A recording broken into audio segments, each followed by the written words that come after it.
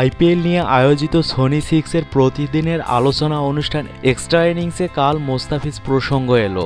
গত মৌসুমে দুর্দান্ত পারফরম্যান্সের পর এবারের আইপিএলে হায়দ্রাবাদ মোস্তাফিজকে কেন মাত্র একটি ম্যাচ খেলিয়েছে, এ নিয়ে অনেকের মনে প্রশ্ন আছে।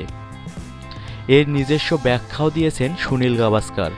এবারের আইপিএলে মাত্র একটি ম্যাচ খেলেছেন মোস্তাফিজুর। বোলিংটা ভালো হয়নি একেবারেই। 2.4 ওভারে 34 রান দিয়েছিলেন উইকেট শূন্য। এরপর সাইড বেঞ্চে বসেই সময় কেটেছে। এবারের আইপিএলটা তাই মোস্তাফিজের জন্য ভুলে যাওয়ার মতোই। সুনীল গাভাস্কার প্রথমে ব্যাখ্যা দিলেন কেন মোস্তাফিজ নেই। টিম কম্বিনেশনের কারণেই এবার তার জায়গা হয়নি। একাদশে মাত্র 4টি বিদেশি খেলোয়াড়ের কোঠা থাকে। রশিদ খানের পর আরেক আফগান মোহাম্মদ নাবিকেও খেলিয়েছে তারা।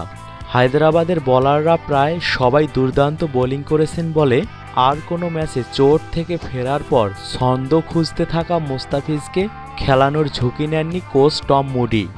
এ প্রসঙ্গে সুনীল গাভাস্কার বলেন, এই বোলাররা ভালো করেছেন বলেই হয়তো হায়দ্রাবাদ মোস্তাফিজকে খেলায়নি, কারণ তাদের হয়তো ছিল নতুন বলের 3 জন বোলার। তারা ভেবেছে এরাই কাজটা করতে পারবে।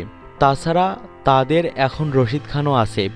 এ কারণেই হয়তো ওরা আরেকজন বোলার বেছে নিতে গিয়ে মোহাম্মদ নবীকে বেছে নিয়েছে, যে কিনা off spinner. Rashid leg spinner, নবী অফ স্পিনার। এতে বৈচিত্র্য আসে বোলিং আক্রমণে। আর এই টিম কম্বিনেশনের কারণেই হয়তো মোস্তাফিজকে হায়দ্রাবাদের একাদশে দেখা যায়নি।